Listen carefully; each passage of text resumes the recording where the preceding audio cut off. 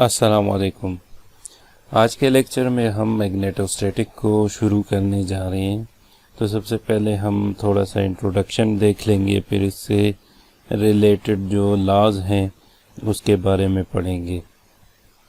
तो चलिए चलते हैं इंट्रोडक्शन की तरफ। इंट्रोडक्शन में सबसे पहले हम देखते हैं कि जो मैग्नेटिक फील्ड है वो किस तरह जनरेट होता है। तो when a small test charge Q travels with velocity U in a magnetic field characterized by a magnetic flux density B, it will experience a magnetic force Fm।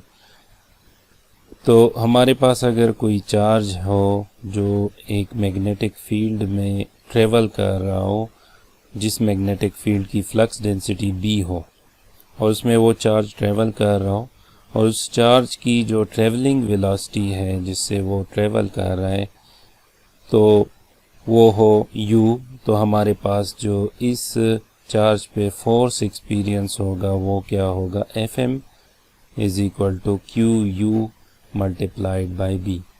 मतलब जो charge है वो वेलोसिटी से multiply होके फिर B के साथ multiply होके वो हमें जो मैग्नेटिक फोर्स इस पे इस पे अप्लाई हो रहा है वो हमें देगा। If there is an electric field E as well, the total electromagnetic force is governed by the Lorentz force equation। अब अगर हमारे पास इस B के साथ कोई इलेक्ट्रिक फील्ड भी हो, मतलब जो चार्ज ट्रेवल कर रहा है वो सिर्फ B में ना हो बल्कि वो एक इलेक्ट्रोमैग्नेटिक फील्ड हो जिसकी इलेक्ट्रिक फील्ड इंटेंसिटी हमारे पास E हो, तो हम जो मैग्नेटिक फोर्स इस पे एक्ट कर रहा है उसको लॉरेंट्स इक्वेशन से फाइंड करेंगे, जो कि है Fm is equal to Q into E plus U multiplied by B।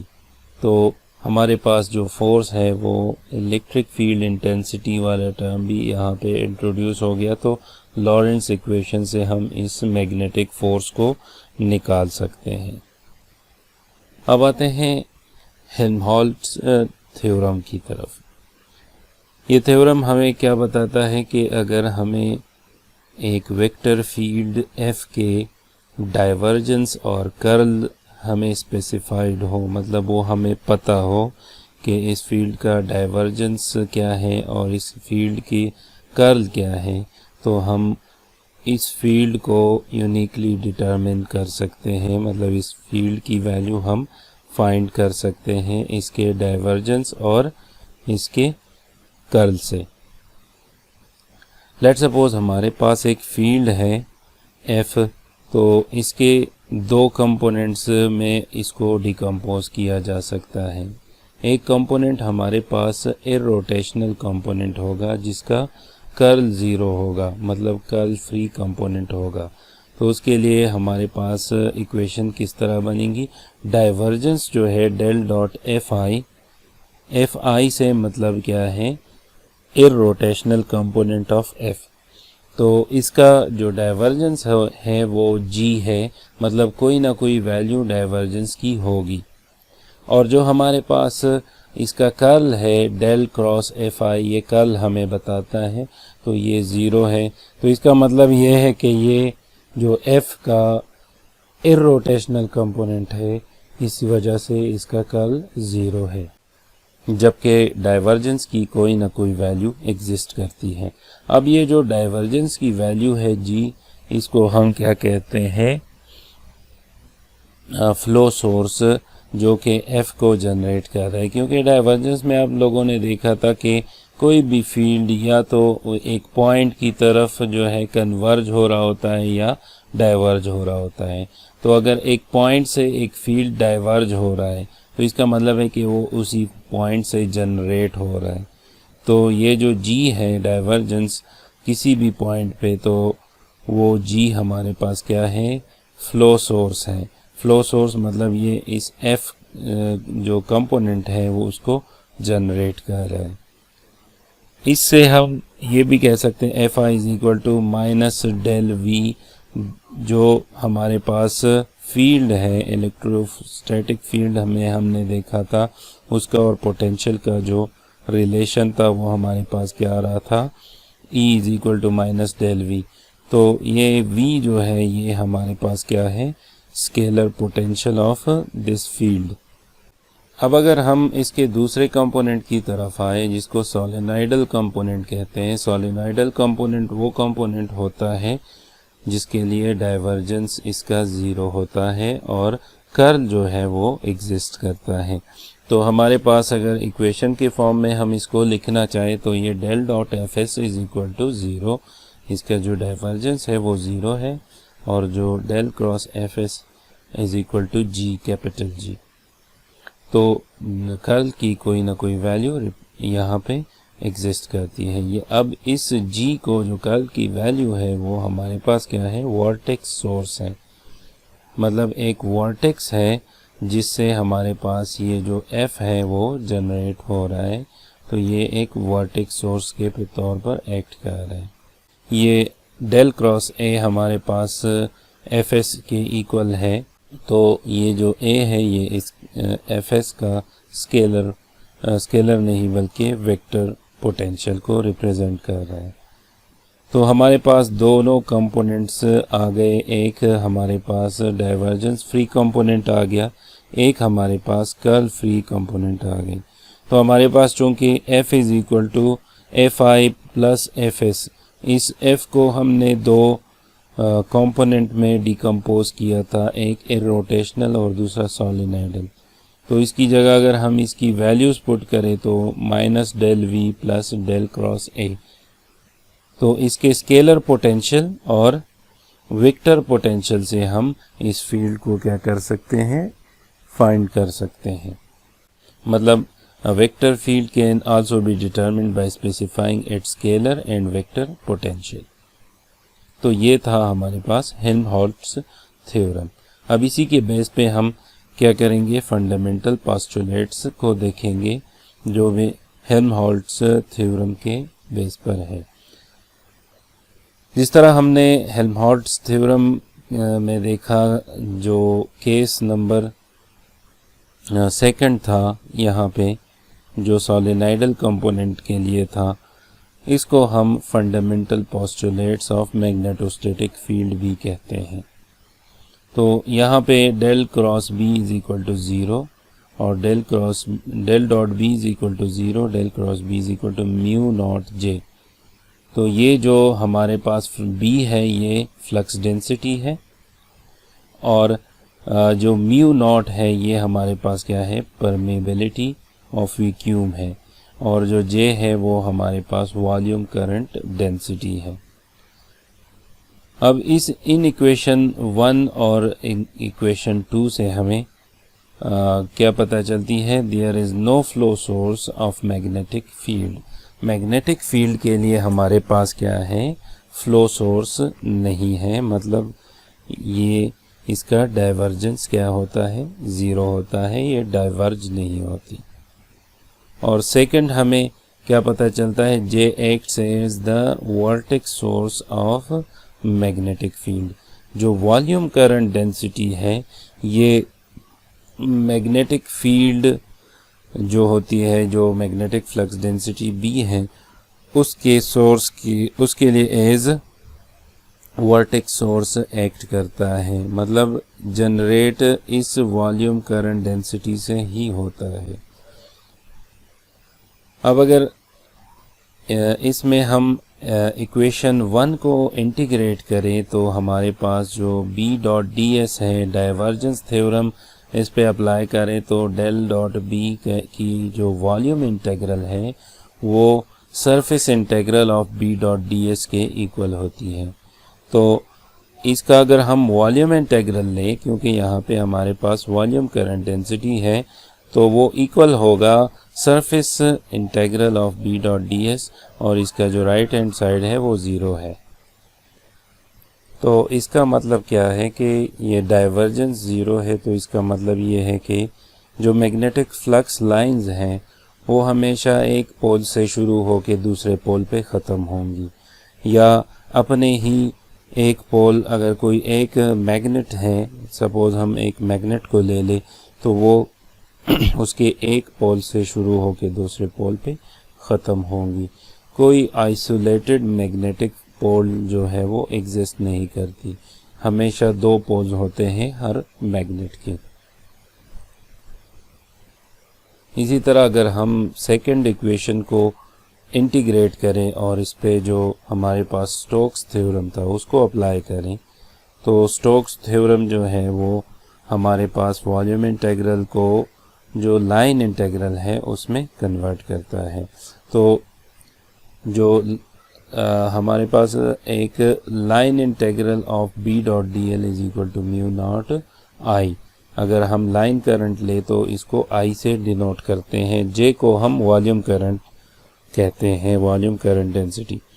तो हमारे पास ये जो इक्वेशन आ रही है ये असल में एम्पेयर्स सर्किटल लॉ है, जो हम आगे वाली स्लाइड्स में पढ़ेंगे। और ये लॉ हमें जो फ्लक्स डेंसिटी है वो और करंट के रिलेशन के बारे में बता रही है। अब आते हैं बायोट-सैवर्ट्स लॉ। ये दरअसल जो हमने इलेक्ट्रोस्टैटिक्स में देखा था, कूलम्स लॉ देखा था, उससे हम इलेक्ट्रिक फील्ड इंटेंसिटी निकालते थे। तो ये बिल्कुल कूलम्स लॉ की तरह मैग्नेटोस्टैटिक्स के लिए बायोट-सैवर्ट्स लॉ है। इस लॉ के स्टेटमेंट को पहले देख लेते हैं। बायोट-सैवर्ट्स law states that the magnetic field intensity dH produced at a point P, as shown in figure, by differential current element IDL is proportional to product IDL and the sine of angle A या alpha between the element and the line joining P to the element, and is inversely proportional to square of the distance r between P and the element। अब इस के दो parts हैं। Let's suppose हमारे पास ये एक line current given है और ये एक लाइन सेगमेंट DL है जिसमें ये लाइन करंट फ्लो कर रहा है, और हम इस P पे देखना चाह रहे हैं कि यहाँ पे इस लाइन करंट की वजह से कितना मैग्नेटिक फील्ड जनरेट हो रहा है। तो उसके लिए उसको हम इस लॉ के रिस्पेक्ट से कैलकुलेट कर सकते हैं। वो कैसे कि ये जो फील्ड जनरेट होगा DH, जो कि इस लाइन सेगमेंट DL में करंट गुजरने की वजह से जनरेट हो रहा है, ये मैग्नेटिक फील्ड डायरेक्टली प्रोपोर्शनल होगा product of IDL and sine of alpha. Alpha क्या है? ये जो पॉइंट P जिस पे हम मैग्नेटिक फील्ड को देख रहे हैं, ये इस लाइन सेगमेंट के साथ जिस वेक्टर के थ्रू कनेक्ट है या इन दोनों के दरमियान डिस्टेंस कह लें, इस वेक्टर और इस लाइन सेगमेंट के दरमियान जो एंगल है उसको हम अल्फा कहते हैं। तो इस एंगल के साइन और IDL जो प्रोडक्ट ऑफ लाइन सेगमेंट और करंट है, इन दोनों के प्रोडक्ट के डायरेक्टली प्रोपोर्शनल होगा DH या मैग्नेटिक फील्ड। और ये जो मैग्नेटिक फील्ड है ये इन्वर्सली प्रोपोर्शनल होगा distance between DL and P, वो क्या है? R है। तो इसके स्क्वायर के इन्वर्सली प्रोपोर्शनल होगा। मतलब ये फासला जितना बढ़ता जाएगा DL से पॉइंट P का, तो उतना ही ये जो मैग्नेटिक फील्ड है ये वीक होता जाएगा, इसकी वैल्यू कम होती जाएगी। तो इन दोनों बातों को अगर हम कंबाइन कर ले एक प्रोपोर्शनलिटी में, तो हमारे पास DH is proportional to IDL sine of alpha divided by R square. अब इसी को अगर हम इक्वलिटी में लेके जाए, इक्वेशन वाले फॉर्म में लिखें, तो प्रोपोर्शनलिटी को इक्वेशन में ले जाने से यहाँ पे कांस्टेंट आ जाता है। ये हमारे पास कांस्टेंट ऑफ प्रोपोर्शनैलिटी है और इसकी वैल्यू 1/4 पाई है। तो अगर इसकी वैल्यू हम इस इक्वेशन में पुट करें तो dH is equal to IDL sine of alpha divided by 4 pi R square. अब अगर इस इक्वेशन को हम देखें तो ये क्रॉस प्रोडक्ट वाला फॉर्म बन रहा है। ये जो ऊपर वाली टर्म है ये क्रॉस प्रोडक्ट वाली फॉर्म बनती है। क्रॉस प्रोडक्ट के डेफिनेशन में A क्रॉस B इक्वल होता है AB sine of angle between them, sine of theta कह ली। तो ये दरअसल में क्रॉस प्रोडक्ट बन रहा है IDL और जो यूनिट वेक्टर R है, यूनिट वेक्टर AR, मतलब जो R है उसकी डायरेक्शन में जो यूनिट वेक्टर बन रहा है उसके दरमियान ये क्रॉस प्रोडक्ट बन रहा है। तो इसको साइन वाली टर्म को हम रिप्लेस कर देते हैं IDL क्रॉस AR। अब अगर AR को हम इसकी डेफिनेशन देखें यूनिट वेक्टर की, तो unit vector is equal to a vector divided by its magnitude. तो यहाँ पे हम क्या लिख लेते हैं, इस AR का जो वेक्टर है R वो लिख लेते हैं और नीचे इसका आ जाएगा इसका मैग्नीट्यूड। तो नीचे R स्क्वायर पहले से था एक, इसका एक और मैग्नीट्यूड मल्टीप्लाई हो जाएगा तो ये R स्क्वायर R क्यूब बन जाएगा। तो ये क्रॉस प्रोडक्ट वाली फॉर्म भी हम इसका लिख सकते हैं। तो इसका मतलब ये हुआ क्रॉस प्रोडक्ट में हम क्या कहते हैं कि जो रिजल्टेंट वेक्टर है, इस केस में हमारे पास रिजल्टेंट वेक्टर है DH। तो रिजल्टेंट का हम डायरेक्शन किस तरह फाइंड कर सकते हैं, राइट हैंड रूल से। अगर हम इस करंट वाले एलिमेंट को एक राइट हैंड में पकड़ लें जिस तरह यहाँ पे दिखाया गया है, और थंब हमें जो है इस करंट की डायरेक्शन को रिप्रेजेंट कर रहा हो, तो ये जो फिंगर है ये किस तरह कर्ल होंगी, ये H की डायरेक्शन में कर्ल होंगी। तो ये करंट ऊपर जा रहा है तो हमारे पास जो H की डायरेक्शन है वो इस तरह बनेगी, इस तरफ से शुरू होंगी और इस तरफ जाएंगी। इसी तरह अगर स्क्रू रूल से भी देखें तो स्क्रू रूल में जो स्क्रू का पॉइंट है वो हमें करंट की डायरेक्शन को रिप्रेजेंट कर रहा हो, तो जो हमारे पास स्क्रूज हैं इसके वो क्या रिप्रेजेंट करेंगी, H की डायरेक्शन को रिप्रेजेंट करती हैं। तो हमेशा हम जिस पॉइंट पे, ये जो पॉइंट है या जो कंडक्टर हम लेते हैं जिस पे मैग्नेटिक फील्ड एक्ट कर रहे हैं, उस पॉइंट पे हम करंट के डायरेक्शन को रिप्रेजेंट करते हैं। क्रॉस का मतलब है कि ये जो करंट है ये इनटू द पेज है, मतलब जो पेज हमें नज़र आ रहा है हमारे सामने है, जिस तरह अब ये वाला पेज हमारे सामने है जिस पे ये सब कुछ लिखा हुआ है, तो ये करंट इनसाइड जा रहा है, इस पेज की तरफ जा रहा है। और जो डॉट होगा, अगर यहाँ पे डॉट रिप्रेजेंट हो रहा है तो इस केस में हमारे पास ये करंट बाहर आ रहा है, इस पेज के आउटसाइड आ रहा है। तो करंट की डायरेक्शन को यहाँ पे शो करना लाजमी है।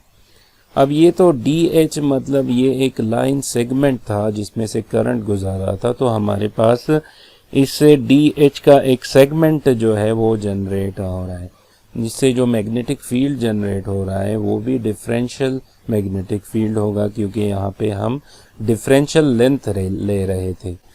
तो अब अगर हम टोटल मैग्नेटिक फील्ड जनरेटेड देखना चाहें तो इसको हम क्या करेंगे, इस इक्वेशन को इंटीग्रेट करेंगे।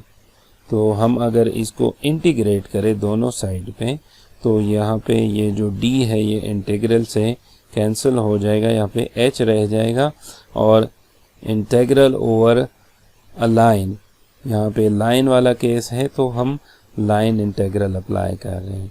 IDL cross AR divided by 4 pi R square. तो ये टोटल मैग्नेटिक फील्ड के लिए ये इक्वेशन यूज होगी। अब जिस तरह हमारे पास चार्ज के डिफरेंट डिस्ट्रीब्यूशंस होते हैं, डिफरेंट कॉन्फ़िगरेशंस होते हैं, तो उसी रिस्पेक्ट से करंट भी हमारे पास डिफरेंट डिस्ट्रीब्यूशंस में होंगी। वो डिस्ट्रीब्यूशन कौन कौन सी है? लाइन करंट होगा हमारे पास, सरफेस करंट होगा और वॉल्यूम करंट होगा। अगर लाइन करंट को हम I, सरफेस करंट को K और जो वॉल्यूम करंट है उसको J से रिप्रेजेंट करें तो बायट-सेवर्ट्स लॉ के 3 फॉर्म बनेंगी। लाइन करंट के लिए ये वाला फॉर्म बनेगा और ये वही फॉर्म है जो पिछले स्लाइड में हमने देखा था। अगर हमारे पास करंट की डिस्ट्रीब्यूशन एक सरफेस में हो और हम उस सरफेस के रिस्पेक्ट से देखना चाह रहे हो तो हम फिर ये वाला इक्वेशन यूज़ करेंगे। और अगर हम वॉल्यूम करंट देखना चाह रहे हो तो वॉल्यूम करंट की वजह से मैग्नेटिक फील्ड को देखना चाह रहे हो तो जिस तरह यहाँ पे इस फिगर में दिखाया गया है 3 कॉन्फ़िगरेशंस हैं, एक लाइन करंट है, एक सरफेस, एक वॉल्यूम। अगर इसके रिस्पेक्ट से देखना चाह रहे हो किसी भी एक वॉल्यूम में तो यहाँ पे हम वॉल्यूम करंट डेंसिटी को कंसिडर करेंगे। यहाँ पे I डॉट dl है, यहाँ पे K ds है और यहाँ पे J dv है। तो ये डिपेंड करता है कि हमें लाइन करंट गिवन है, सरफेस करंट गिवन है क्वेश्चन में या वॉल्यूम करंट, उसके अकॉर्डिंग हम ये फार्मूला अप्लाई करेंगे। अब एक बायट-सेवर्ट लॉ का एग्जांपल देख लेते हैं। लेट सपोज हम क्या करना चाह रहे हैं कि let us apply equation of line current to determine the field due to a straight line carrying filamentary conductor of finite length AB as in figure. अब ये हमारे पास एक फिलामेंट्री कंडक्टर है A से B तक, यहाँ से यहाँ तक, ये जो है ये हमारे पास इसका लेंथ बन रहा है। If we consider the contribution DH at P due to an element DL at 0 0 Z। अब लेट सपोज हमारे पास इस फिलामेंट्री कंडक्टर जिससे करंट फ्लो कर रहा है, इस पे हम एक लाइन सेगमेंट लेते हैं और वो लाइन सेगमेंट हमारे पास उसके कोऑर्डिनेट्स क्या हैं? 0 0 Z है। ये Z एक्सेस पे लाई कर रहे हैं तो बाकी दो जो हमारे पास सिलेंड्रिकल कोऑर्डिनेट्स के जो दो टर्म्स हैं या कंपोनेंट हैं वो 0 होंगे, रो और थीटा 0 होंगे, या एक्स वाई कह ले, एक्स और वाई 0 हैं। और जो इसका z कंपोनेंट है उसको हमने क्या कह लिया? z कह दिया। तो ये जो dl है ये हमारे पास क्या है? 0 0 z पॉइंट पे पड़ा है। तो उस पे अगर हम dh मेजर करना चाहें पॉइंट p पे इस लाइन सेगमेंट जिसमें से करंट गुजर रहा है इसकी वजह से, तो वो क्या होगा? IDL cross R divided by 4 pi R cube. ये वही इक्वेशन है जिसको हमने पिछले स्लाइड में देखा लाइन करंट के लिए। अब यहाँ पे ये जो DL है जिस तरह पहले भी हमने देखा इसको अगर हम XYZ के कोऑर्डिनेट में लिखना चाहिए या सिलेंड्रिकल कोऑर्डिनेट में लिखना चाहे तो ये हमारे पास क्या है? DZ, चूँकि ये Z की डायरेक्शन में है तो सिर्फ DZ AZ से हम इसको रिप्रेजेंट करते हैं। अब R जो है ये हमारे पास दो कंपोनेंट्स हैं इसके, एक रो वाला कंपोनेंट है जो यहाँ पे है और एक इसका Z की डायरेक्शन में कंपोनेंट है जो यहाँ पे है। तो ये rho A rho minus Z AZ ये हमारे पास R आ गया। अब हमने क्या करना है? DL क्रॉस R को फाइंड करना है। तो DL क्रॉस R अगर हम फाइंड करना चाहें तो क्रॉस प्रोडक्ट में हम हमेशा परपेंडिकुलर जो कंपोनेंट होते हैं उनको मल्टीप्लाई कर रहे होते हैं, क्योंकि जो परपेंडिकुलर कंपोनेंट होते हैं जिस तरह रो और Z एक दूसरे के परपेंडिकुलर हैं तो ये A रो और ये AZ वाला कंपोनेंट मल्टीप्लाई होगा, क्योंकि AZ क्रॉस A रो का रिज़ल्ट जो है वो 1 आता है।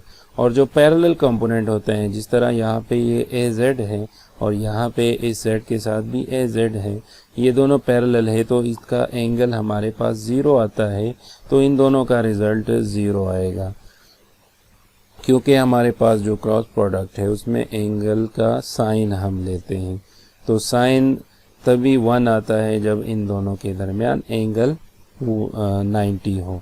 साइन 91 आता है, साइन 0 जो है वो 0 आता है।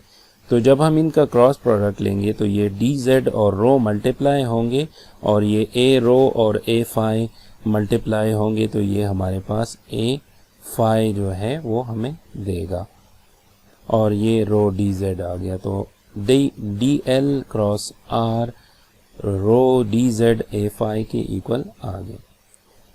तो अगर हम इस इक्वेशन में ये वैल्यू पुट करें तो ये यहाँ पे आ जाएगा i dl, i जो dl है वो क्रॉस प्रोडक्ट है r के साथ, तो i into rho dz a phi यहाँ पे आ जाएगा।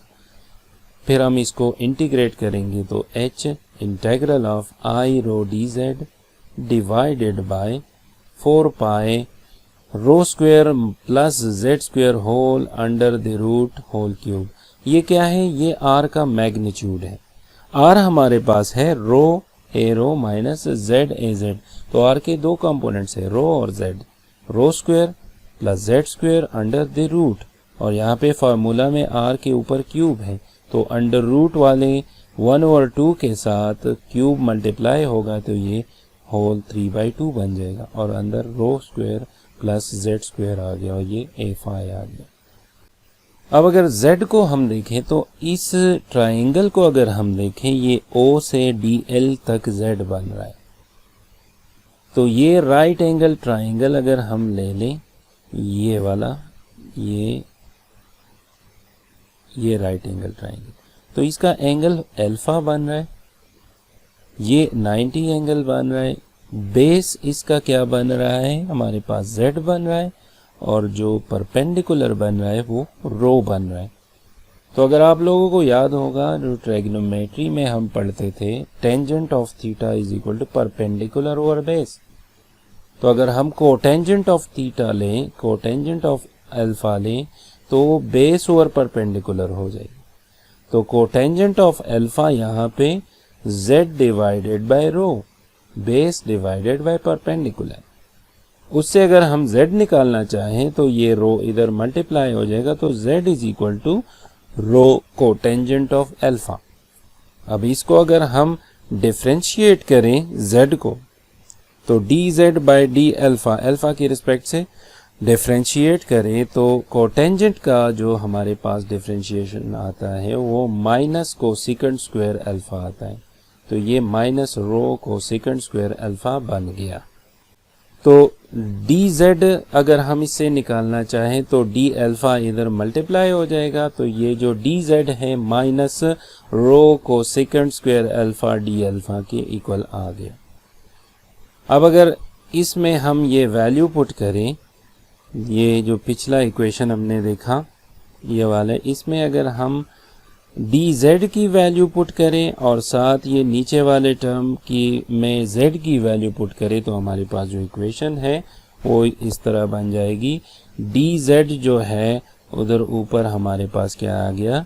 रो square cosecant square alpha d alpha, ये इस इक्वेशन से आ गया। माइनस साइन और i जो था वो बाहर इधर आ गया। अब ये जो नीचे वाला टर्म है ये कैसे आया, उसके लिए हम इस स्लाइड में आते हैं। हमारे पास नीचे मल्टीप्लाई हो रहा था, जो 4 पाई था वो तो इंटेग्रल से बाहर आ गया, और इसमें रह गया rho square plus Z square whole 3/2। अब हमें पता है कि जो कोसेकेंट स्क्वायर अल्फा है वो 1 प्लस कोटेंजेंट स्क्वायर अल्फा के इक्वल है, और z की वैल्यू भी हमें पिछले स्लाइड में हमने देखी, z की वैल्यू हमारे पास है रो कोटेंजेंट अल्फा। तो ये जो rho square plus Z square whole 3/2 है, इसमें अगर हम z की वैल्यू पुट करें तो z की जगह रो कोटेंजेंट अल्फा आ गया, तो z के ऊपर स्क्वायर है तो इन दोनों के ऊपर भी स्क्वायर आ गया। अब इनसे हम रो को कॉमन निकाल लेते हैं तो ये कॉमन आ गया 1 प्लस कोटेंजेंट स्क्वायर अल्फ़ा, और ये 1 plus cotangent square alpha cosecant square alpha के इक्वल है। तो इसके जगह हमने क्या लगा दिया, कोसेकेंट स्क्वायर अल्फ़ा लगा दिया, और साथ ही ये जो ऊपर वाली पावर है ये हमने मल्टीप्लाई कर दी इसके साथ भी, और यहाँ पे जो इसके स्क्वायर आ रहा था इसके साथ भी ये मल्टीप्लाई हो जाएगा। तो यहाँ मल्टीप्लाई होगा तो यहाँ पे भी स्क्वायर 2 के साथ कैंसिल हो जाएगा, यहाँ पे भी स्क्वायर 2 के साथ कैंसिल हो जाएगा, तो रो क्यूब कोसेकेंट क्यूब अल्फ़ा रह जाएगा। तो अगर आप लोग देखें तो यहाँ पे ये जो रो क्यूब कोसेकेंट स्क्वायर क्यूब है ये इस तरह आया। अब ये जो ऊपर रो स्क्वायर कोसेकेंट स्क्वायर है, नीचे है रो क्यूब कोसेकेंट क्यूब, तो ये जो स्क्वायर है ये इसकी जो 3 वाला पावर है इसको बाय 2 कम कर देगा, यहाँ पे रो कोसेकेंट स्क्वायर कोसेकेंट अल्फ़ा रह जाएगा। तो 1 ओवर कोसेकेंट अल्फ़ा हमारे पास क्या है, साइन अल्फ़ा के इक्वल है। तो इंटीग्रल के अंदर साइन ऑफ अल्फ़ा रह गया, जो डिवीजन में रो आ रहा था वो यहाँ पे बाहर आ गया, और ए फाई यहाँ पे आ गया। अब इसको हमने क्या करना है, इंटीग्रेट करना है अल्फ़ा 1 से अल्फ़ा 2 तक, क्योंकि हमारे पास जो करंट है वो यहाँ पे इस ए से बी तक का जो फिलामेंट है वो उससे क्या हो रहा है, फ्लो कर रहा है। तो ये ए बी जो फिलामेंट है वो अल्फ़ा 1 से अल्फ़ा 2 तक एग्जिस्ट कर रहे हैं, तो यहाँ पे ये अल्फ़ा 1 से अल्फ़ा 2 तक लिमिट्स आ गई। अब इसको हम इंटीग्रेट करेंगे तो ये साइन का डिफरेंशिएशन क्या आता है, कॉज आता है। तो कॉज की जो हमारे पास इंटीग्रेशन है वो साइन की इक्वल आ गई। अब अगर हम कॉज को डिफरेंशिएट करें तो कॉज की डिफरेंशिएशन हमारे पास साइन की माइनस साइन की इक्वल आते हैं। तो साइन को अगर हम इंटीग्रेट करेंगे तो यहाँ पे माइनस कॉज आएगा, तो ये जो माइनस साइन है बाहर का, और ये इस माइनस कॉज के वाले साइन से पॉजिटिव हो जाएगा। साथ ही हम इसमें लिमिट्स पुट करेंगे तो cos alpha 2 minus cos alpha 1 into A phi, और ये जो कांस्टेंट थे ये इधर लग गया। तो ये हमारे पास बार्ट-सेवर्ट्स लॉ को अप्लाई किया हमने एक लाइन फिलामेंट के लिए जिसमें से करंट गुजारा था, और उससे कुछ फासले पर हम एक पॉइंट पी पर उसकी जो मैग्नेटाइजेशन है या मैग्नेटिक फील्ड है वो देखना चाह रहे थे। अब इसके दो स्पेशल केस बनते हैं। एक ये है कि when the conductor is semi infinite, अगर कंडक्टर सेमी इनफाइनाइट हो, मतलब इसकी लेंथ बहुत ज़्यादा हो लेकिन इन्फिनिटी ना हो, so the point A is now at 0 0 0। अगर ए पॉइंट को हम ओरिजिन पे ले लें और बी जो है वो हमारे पास क्या हो, जेड पे हो, जेड हमारे पास इन्फिनिटी हो, तो उस केस में अल्फ़ा 1 जो है वो 90 हो जाएगा। यहाँ पे ये जो अल्फ़ा 1 है वो हमारे पास क्या हो जाएगा, 90 तकरीबन 90 होगा, और अल्फ़ा 2 हमारे पास 0 हो जाएगा। ये पॉइंट जो है ना ये ऐसा होगा जैसे इसके बिल्कुल इधर आ गया हो, क्योंकि z हमारे पास बहुत ज़्यादा वो दूर है। तो इस केस में अल्फ़ा 1 जो है 90, ये वाली टर्म 0 हो जाएगी। तो हमारे पास क्या रह जाएगा, अल्फ़ा 2 भी 0 है तो ये 1 रह जाएगा। तो ये I divided by 4 pi rho A phi h की वैल्यू आ जाएगी। अगर हमारे पास एक कंडक्टर हो वो इन्फिनिट हो, तो उस केस में जो ए पॉइंट है वो माइनस इन्फिनिटी पे होगा, बी प्लस इन्फिनिटी पे होगा। उस केस में हमारे पास अल्फ़ा 1 की वैल्यू 180 डिग्री होगी और दूसरे की हमारे पास 0 डिग्री होगी। तो ये 180 का -1 आएगा, तो ये -1 के साथ ये माइनस प्लस बन जाएगा और ये 0 हो जाएगा। तब भी हमारे पास क्या आएगा, ये हो जाएगा 1 + 1, तो ये 2 बन जाएगा। ये 2 इस 4 के साथ कैंसिल होके 2 बना रहा होगा। तो वह I/2 pi rho a phi, ये h की वैल्यू आएगी उस केस में।